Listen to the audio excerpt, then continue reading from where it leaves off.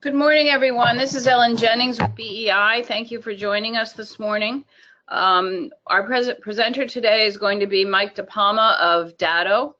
We did this presentation in September at a luncheon in Tyson's Corner, and it was very well received and had many requests to do the webinar version. And we're also recording this so that if you have other colleagues who'd like to see it, that's possible too. Briefly, BEI is an managed services IT support company. We serve the Metro DC. We've been in business since 1987. This is our 30th anniversary year. We're real excited about that. We look at business continuity and disaster recovery as one of the most important functions that we perform for our clients, making sure that you've got good backups and that you can use those backups quickly is incredibly important to keeping your business going. So with that, I'm going to invite Mike to start, and I believe we're going to handle questions at the end. Is that right, Mike? Yes, that's right. Thank you very much, Ellen. So yeah, the questions will be handled at the end. Everyone on the call is muted, so if you do have a question, just put it in the chat box, and we will answer all of those at the end. So as Ellen mentioned, my name is Mike DePalma. I am the Channel Development Manager at Datto. For those of you not familiar with Datto, just a quick 30-second overview of who we are. We are a backup and disaster recovery company based out of Norwalk, Connecticut, so about 40 miles east of Manhattan. Celebrating our 10-year anniversary this year. Our CEO, Austin McCord, is 32, so if you do the math, founded the company when he was 22, started building these devices by hand in his parents' basement, actually. Fast forward to today, Wall Street Journal has given us a $1 billion valuation, that cool unicorn status. We're actually the only unicorn company in Connecticut right now, up over 800 employees worldwide. Vast majority of those folks are in support and development. Austin is an engineer at heart, wanted to create a product that worked and that we can support. And so we've got all 24/7, 365 US-based tech support, either in our Norwalk, Connecticut office or our office up in Rochester, New York. We protect over 320 petabytes of data worldwide. We've got 9 data centers worldwide, 2 here in the States, 1 in Reading, Pennsylvania, 1 out in Salt Lake City, Utah. And I'm going to get to the importance of those a little bit later on and how that kind of ties into combating this ransomware epidemic.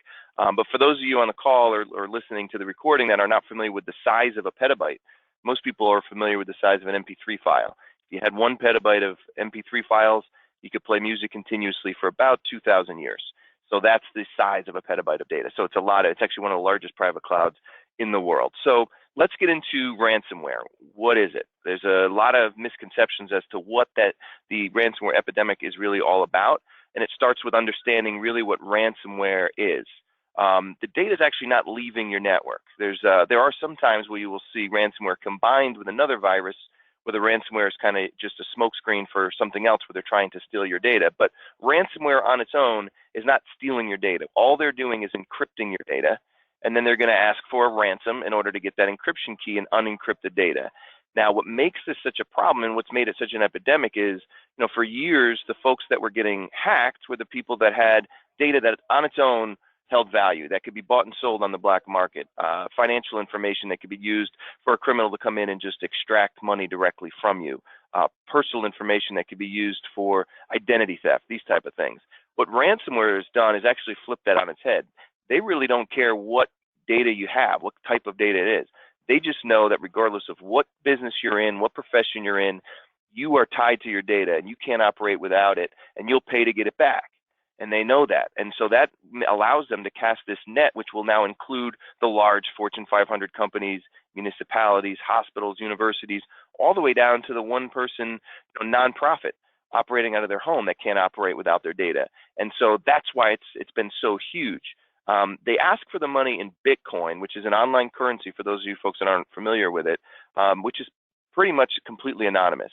There's no way to track to where it's going.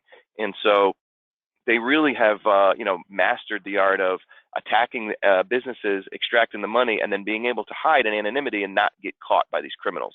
That's what's really caused this explosion. And you really saw, anyone that's been following the news saw ransomware all over every newspaper, front story of every website a few months back when there was an attack of a certain variant called WannaCry.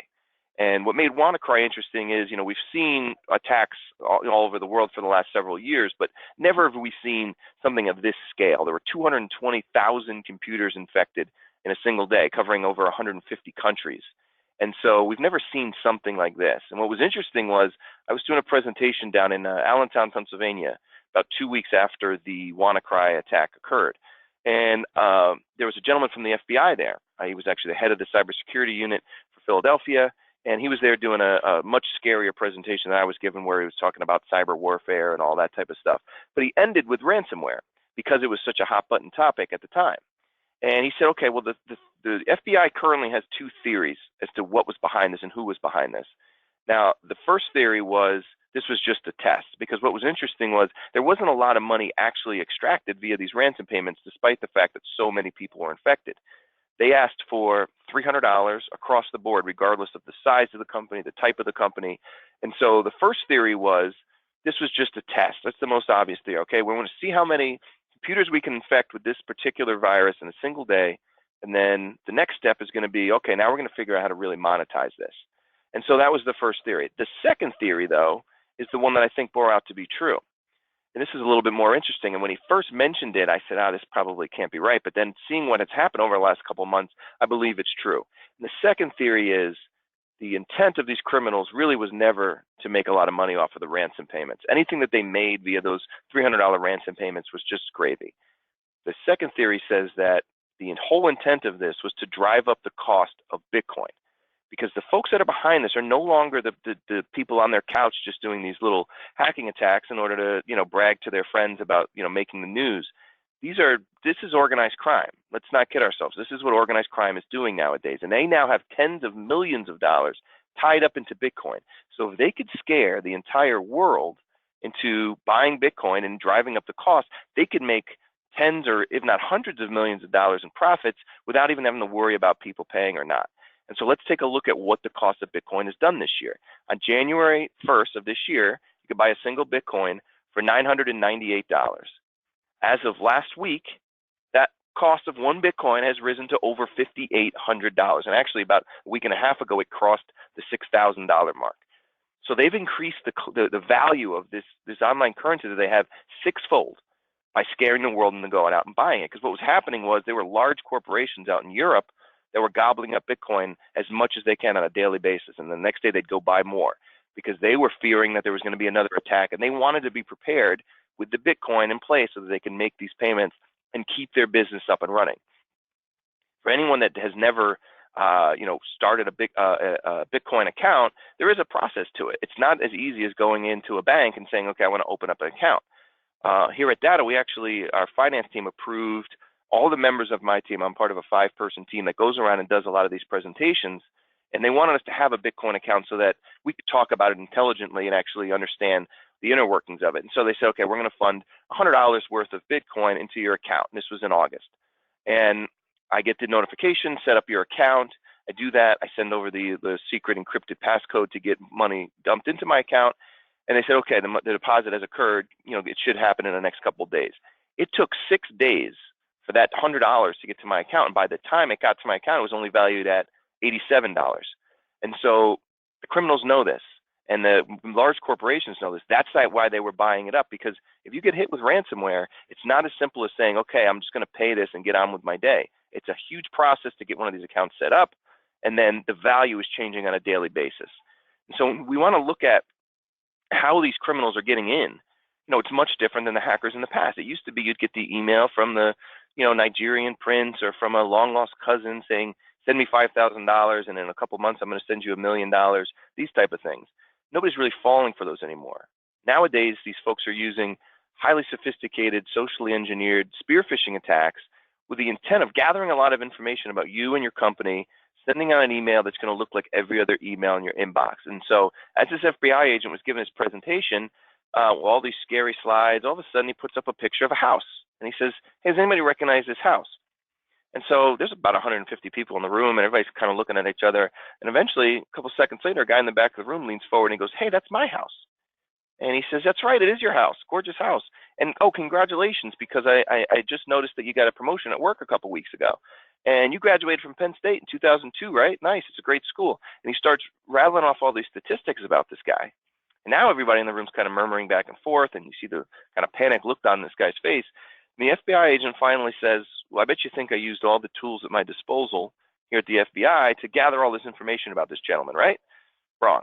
All I did was I reached out to the organizer of the event. I got the registration list ahead of time. I picked one of you guys at random, and I found you on LinkedIn and gathered a bunch of information that you publicly leave out there on the internet. And then I went to your Facebook page, and there was a bunch of information there. That's where I got that beautiful picture of your house. And then I went try to find you on LinkedIn, on Twitter and Instagram and all these different places. And within about 15 minutes, I gathered all this information. Now, if I'm a criminal, the first thing I'm going to do is I'm going to say, okay, I know Penn State's got one of the largest alumni associations in the world. And so I'm going to send an email out that's going to have the same template and have the same look and feel as every other email you've ever gotten from the Alumni Association. And within that, I'm going to have a hyperlink. And it's going to say, click here for all the information needed for your 15-year reunion festivities. And you're going to click on it because it looks like every other email you've gotten from them. And if you don't click on it, what I'll do is I'll go back to your LinkedIn profile and I'll see who some of your coworkers are, and maybe I'll set up a dummy account that looks like it's from one of your coworkers, and I'll try to get in that way, or look at some previous employers or some of the companies you work with. And eventually, I'm going to get you on a Friday afternoon where you're trying to get through your 100 emails before you go home for the weekend, and you're rushing through it, and you're going to see this email. It looks like all the other emails you've just gone through, and I'm going to get you to click on that. And now I've got you. And that's what is behind this. That's what these criminals are doing. They're going to gather as much information as possible up front, which is all readily available on the internet, to make sure that their success rate is that much higher. And that's why education is key, understanding what's out there and what kind of to look out for. I mentioned WannaCry. It's one of the more popular variants out there in terms of news coverage, but there's about 4 million variants of ransomware out there right now. I get the question all the time, what's the government doing to combat these guys? How are they shutting these down? Well, they could put a lot of resources into shutting down one of these variants. That's great, and they could get good publicity for that. And now they've got 3,999,000 to go, and there's new ones popping up every few minutes. That gentleman from the FBI was actually asked, how many of these criminals have you caught? He says, well, I've been the head of the cybersecurity division for 6 years here in Philadelphia. We've never caught anyone. That's why we're going out and educating folks. It's almost impossible to track because they're asking for the money in Bitcoin. And so, there's a lot of scary variants out there that aren't getting the kind of news coverage that WannaCry did, but actually are highly successful for these criminals. One of them, and probably the most evil one out there, is this one called popcorn time ransomware. And I have no idea really where the term came from, but it's an interesting variant. What this variant does is once it attacks your system, you're going to get that scary red screen that says, click here to pay the ransom payment in Bitcoin. But these guys give you a second option. You could either pay the ransom, a couple $1,000s or whatever they're asking for, or you can go out and infect 2 other people for them. You could do their job for them and become the criminal. And once you infect 2 other people, well, then they're going to unencrypt your files. And this one has become so big, it's become what's called a ransomware as a service, where the folks that are behind this are actually no longer doing any of the infections. They're on the dark web selling this, providing tech support. It's truly a corporate structure, and it's gotten so large that they were realizing, okay, what the only hurdle is, we're getting some people that they don't want to infect somebody down the street from them, and they're worried to infect really anyone in their state or even in America. But they do have contacts overseas. So what did these criminals do? Well, they made it very easy for you. They now provide a nice, easy drop-down menu to translate this email into about 25 different languages. So now you can go out and you can infect folks all over the world and not really run the risk of it coming back to you. You've got your data back. That's what we're up against. And the story of this variant is interesting, but it also kind of sheds a light as to really who's behind this. This is $1 billion a year industry, and it's truly a corporate structure at this point. It's not the guy on his couch. I mentioned about $1 billion changed hands between mostly small to mid-sized businesses and the criminals last year. But the actual impact to the business communities is over $75 billion, and that comes from the FBI. And that's because this number includes that cost of downtime. I mentioned it takes upwards of 5-6 days to get a Bitcoin account funded. So even for the folks that paid, they've now incurred a week's worth of downtime without access to their files. There's a true value behind that. There's a dollar value to being down every day, every hour, every minute. And the criminals know this, and they're using this to their advantage. And so this $75 billion includes the cost of downtime and also the cost of data loss, because there's no guarantee even if you pay, you get your data back. And for the folks that are restoring from a backup, maybe they're not getting all of their systems back and they're losing some data, and there's a cost to that. And so it's truly an epidemic in that regard. And we've seen this real explosion over the last several years. Ransomware itself has been around since 1989. And we saw small little attacks over the next couple of decades, but we really saw this explosion in 2013, 14, 15, and then today. This is showing the more popular variants of ransomware out there. And you see there's just a huge explosion of it. And I mentioned there's about 4 million estimated variants. So what happened around 2013 that caused this gigantic spike? Well, I mentioned it before. It really was the advent of Bitcoin and the rise of Bitcoin. And Bitcoin is actually really created in this utopia idea of we're going to have an online currency, it's going to be anonymous, and there's no way that governments are going to come in and be able to influence it by artificially inflating it or deflating it. This is going to be a currency that truly is going to rise and fall based on true market sways. And so that was the idea behind it. But once criminals really wrapped their head around this is truly anonymous, well, then they started using Bitcoin as their currency of choice for all kinds of things on the dark web. But really, when the marriage of Bitcoin and ransomware occurred, we saw this huge boom, and organized crime stepped in and said, hey, we can now make tens of millions of dollars a year without really any risk of getting caught. And so we at Datto actually just released a couple of weeks back the largest ransomware survey of its kind. We put a ransomware survey out in 2016. We got about 1,100 managed service providers to respond, folks like Ellen and her team from all over the world. This year, we got 1,700 respondents. And we knew the numbers were going to be scary because we saw them last year, but some of them were even more stark than we thought. This first statistic I'm going to show you, it's kind of an internal debate here at Datto because I think this is an eye-popping statistic. Other members of my team think that 5% doesn't sound like a lot. But read this out loud. Across the globe, an estimated 5% of all SMBs fell victim to ransomware. That's 1 in 20. Look out your window. You could see 20 businesses probably from your window. It means one of those guys have been hit with ransomware, this specific variant. And that's a staggering statistic, and that's worldwide. This number in America is actually higher because they're going after the countries that have more money, and this number is only rising. So it truly isn't a matter of if, but when. Of those IT support providers that responded, 97% reported that ransomware is becoming more and more frequent. We know that. The same type of number came back last year. 99%, virtually every single one of them predicted that the frequency of these attacks are going to continue to increase over the next couple of years. People in the IT industry see it on a day-to-day basis, and they get it. The vast majority of the folks that we responded had clients of theirs victimized by ransomware over the last couple of years. 6 in 10 of these respondents, 60%, had a client attacked in the first half of 2017 alone. We started this survey in the end of June. And so within the first 6 months, 6 in 10 had reported at least one ransomware attack of one of their clients. 79% had between 1 and 5 clients over the last year. 21% had 6 or more. And 26% reported multiple attacks against SMBs in a single day. And I'll give you another quick story. I was doing a presentation out in Chicago to a group of law firms, and this was a ransomware-specific event that I was invited to attend. There was a gentleman from the Department of Homeland Security that gave his scary presentation about all these things about ransomware. Then I get up there and I'm doing my presentation and I'm showing different ways that these criminals are getting in. And I say, okay, show of hands, how many people have been hit with ransomware? And inevitably, a bunch of hands went up. Finished my presentation, and afterwards I'm eating lunch, and I'm sitting next to one of the gentlemen who raised their hands. And I said, hey, I saw you raise your hand. You guys been hit with ransomware? This gentleman said, yeah, we actually been hit 3 times in the last 6 months with ransomware. I said, wow. I said, well, did you guys ever pinpoint how these guys were getting in? One of the examples I gave is they like to target HR managers because they tend to be a team that gets a lot of emails from people they don't know with resumes attached and all those type of things. And so they'll target them, trying to look like they are somebody who's looking to get a job. Or how are they getting in? And he goes, actually, yeah, we pinpointed exactly who they were targeting and how they were getting in. It was me. I was the dummy that fell for this ransomware scam all 3 times. And I'm actually here as punishment for that to learn about ways to protect myself. And I don't tell this story to embarrass this gentleman, but the idea here is there's still this misconception that I'm going to pay the ransom, get my data back, and I'm on my way. It's exactly the wrong way to look at this because these criminals are now going to put a bigger bullseye on your back. Think about it. Would they rather go out and try to find a new victim, or are they going to go and attack somebody that they know has already paid, and we'll pay again until they figure out a way to stop these guys. It's just putting a bigger bullseye on your back. It's like the bully in the cafeteria asking for the lunch money. They're going to keep doing that until you figure out a way to stop. And that's what we're up against here.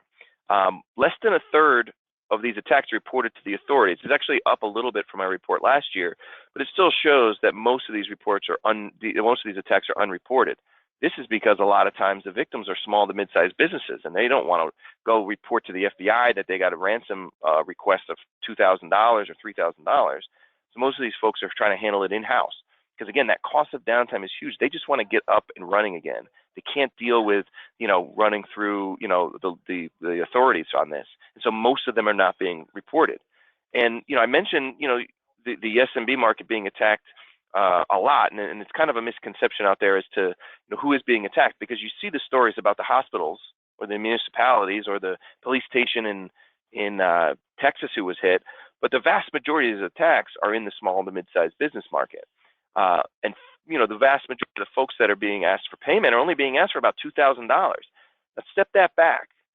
Break down $1 billion that changed hands last year, and $709 million of that was in the SMB market alone. Break even $709 million up into $2,000 increments, and now you see how large this net is that's being cast, how many people are not only being attacked, but have no other recourse but to pay. It's a huge number. And the impact goes far beyond just the ransom payments, right? 57% of these victims reported a loss of data. That goes to that $75 billion number. Now, 75% reported business-threatening downtime.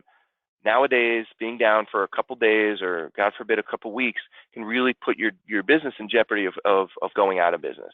And the criminals know this. That's why they're getting so many people to pay. 90% of the MSPs, which was up from 88%, are highly concerned about ransomware. We know this. These are folks that are, in the IT space. They're living and breathing this. They're seeing clients getting hit. They know that this is something they need to be highly concerned about. The surprising number is that only 38% of small business owners are highly concerned. Remember, this was done after the WannaCry attack. I thought this number was going to take a big jump. It was 34% last year. I thought that the WannaCry story would scare enough people into realizing that this is truly a threat. But, less than 4 in 10 see this as something they should be highly concerned about. This is great news for the criminals. That's why they're having so much success. And you don't just have to look at our report to kind of confirm these types of things. The U.S. Department of Homeland Security put out an alert last year going over some of the more popular variants, how these folks are getting in, what you can do to protect yourself, and they came up with some recommendations. And you would think on the surface that their recommendations are going to be all on the preventative side. How do I prevent these guys from getting in? But in fact, their number one recommendation was employ a data backup and recovery plan for all of your critical information. I was doing a presentation in Rochester with a gentleman from the Department of Homeland Security. He was very blunt about it. He said, if you get attacked, 1, we're not going to be able to unencrypt your data, and 2, chances are we're not catching these guys. And so you're going to be left with 2 options. You could either pay the ransom, or you could restore from a backup. We highly recommend you don't pay that ransom because of all the reasons I've already listed. Puts a bigger bullseye on your back. You might not get your data back, all the rest. But the other option of restoring from your backup, it's really critical as to what type of backup you have. How long is it going to take you to restore? So what we do at Datto, and obviously what Ellen's team can do, we have what's called instant virtualization. This is going to take away a lot of the leverage that these criminals have. And that's because of the way we back up data. We're not backing things up at the file level. We're backing it up on the image level, meaning that we're not just capturing files and folders, we're capturing the operating systems, the applications, everything. Everything that lives on that server is going to live on both your on-premise device and in both of those data centers that I mentioned earlier. So if you are hit with ransomware, it's as simple as we're going to go over to this on-premise device, and we're going to spin up a virtual machine. We have the ability to now switch over and allow this on-premise device to operate as your server. We could do this in a matter of minutes. We're going to get you up and running. Everyone that was connected to that server is now going to be running off of this Datto device. Most times, people don't even know that we're running off the Datto device while they're at their desks, because the functionality is going to operate exactly like your server. And when you're in this space, you're in this virtualized state, we're not just giving you access to the files and folders. It's a true production environment. You can make changes. We're going to be saving those changes. And so you could be in this virtualized state for hours or days or weeks.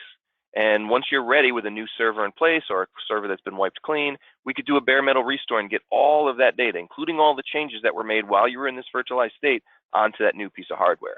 And so the benefits of this are key, right? We're going to reduce that downtime.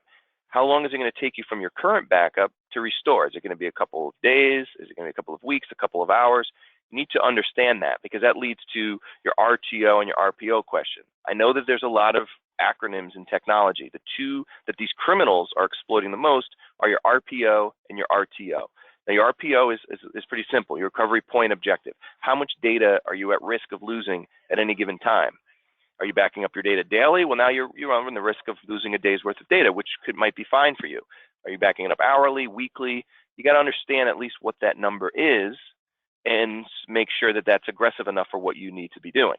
Now, that's one of the pieces of leverage that the criminals have. The second piece is your RTO, your recovery time objective, and this one is critical.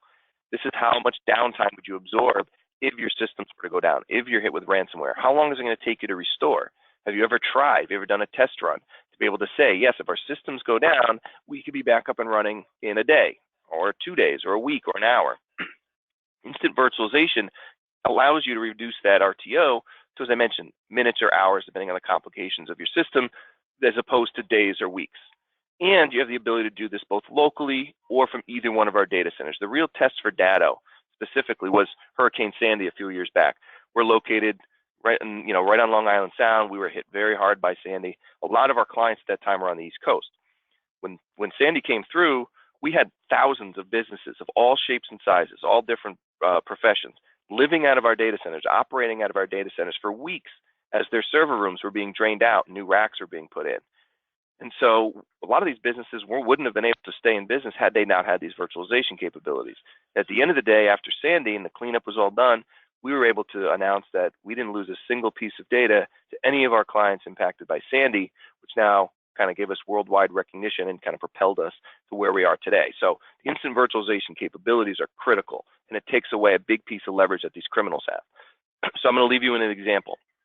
What's the difference between that traditional backup we're going to restore from and a business continuity solution like this, which is going to keep you up and running?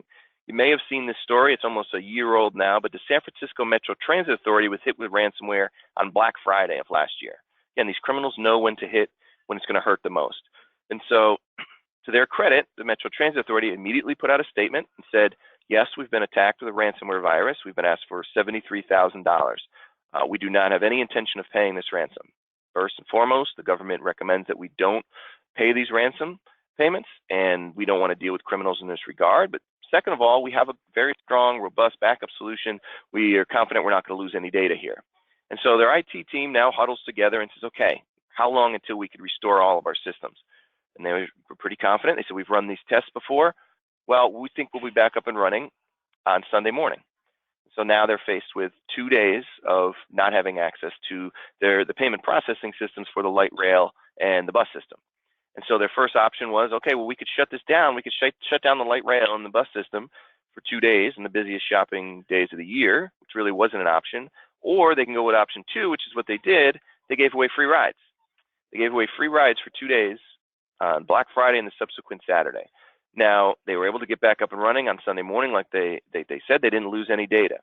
They never mentioned how much that cost them, but they offer a lot of information on their website that I was able to do the math for them. Now, according to their website, they provide about 735,000 rides every single day.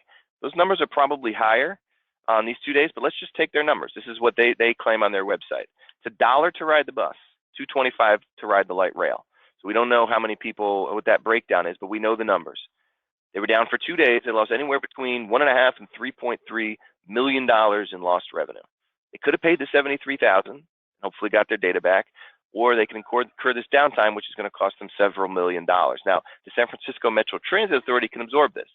Most businesses cannot, and the criminals understand this. They understand the leverage that they have, and that's why so many people pay. If you've got a great backup solution, you could take care of the RPO question, right? The star on the far left-hand side of the screen. All right, we're not going to lose any data. Takes away one of their legs, one of their large pieces of leverage. That second piece of leverage is the downtime, and that's really where they make their money, because they know most people have a backup solution. So encrypting data, they know that most businesses, they're going to be able to restore that and get it back.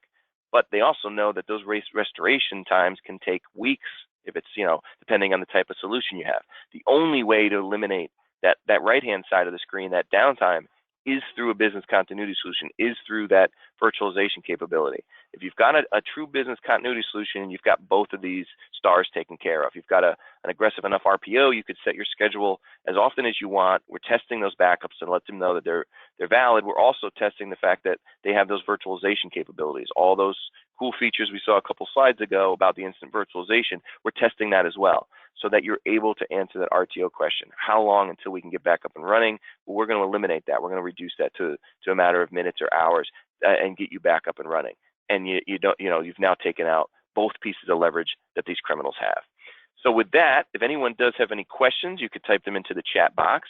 If not, I highly encourage you to reach out to Ellen and her team. Do a BDR assessment. I'm sure everyone has some sort of backup solution. You want to at least start out with being able to answer those RPO and those RTO questions. How much data are we at risk of losing? How much downtime are we at risk of incurring if we were to have something happen to our systems? Whether it's a ransomware attack, common hardware failure, whatever it is, you need to be able to answer those questions. Ellen's team is great at that, and so I encourage you to reach out to that. Ellen, do you have any closing words? Well, Mike, we have one question here that came from someone in the audience, which is, you see a lot of in you're roaming around the country doing these seminars. You see a lot of small to medium-sized businesses. What kind of RPO and RTO objectives do you see, and what's realistic for a small business to expect? Well, if they're using a traditional I know it all depends on what they're willing to configure and pay for and set up, but. Right. If it's something that's completely off-site, you're using something like a Carbonite or whatever that is, we're looking at several days, if not a week, to restore their data. Now, again, it's going to depend on the size of the data set that they have. But if you're talking about trying to bring several terabytes of data down through the internet, that's going to take several days. A lot of the traditional backups, if it's tape, again, tape backup, not only is there a high failure rate, but we're seeing, several days, if not weeks, to get that back up and running. Typically with a business continuity solution like we have, and obviously there's other options out there, but business continuity solution, we're going to be able to get you up and running, on a small to mid-sized business, usually within, half an hour to an hour. So you're only losing, that amount of time. You're in that virtualized state, and then the restoration process is actually very smooth. We're able to start restoring while you're still in that virtualized state. So it's really just the time it takes you to reboot that server. So, just 5-10 minutes. And so those are really what we're seeing. And when we do those RTO seminars, sometimes it'll be just on those seminars, and we start asking folks about, have you ever tried to restore? I'm usually hearing a week to get everything back up and running with a traditional backup solution. Yeah, I would say, certainly several days is our experience if you're not running some sort of, virtualization capability. Yeah. All right, well, I don't see anything else right now, so thank you very much. I look forward to hearing from, anyone who's attending with questions. I'll be sending out the link so that colleagues can watch as you wish. And again, thank you very much, Mike. We appreciate your time. Thank you very much. Have a great week, everyone. Thank you. Happy Halloween, everybody. That's right.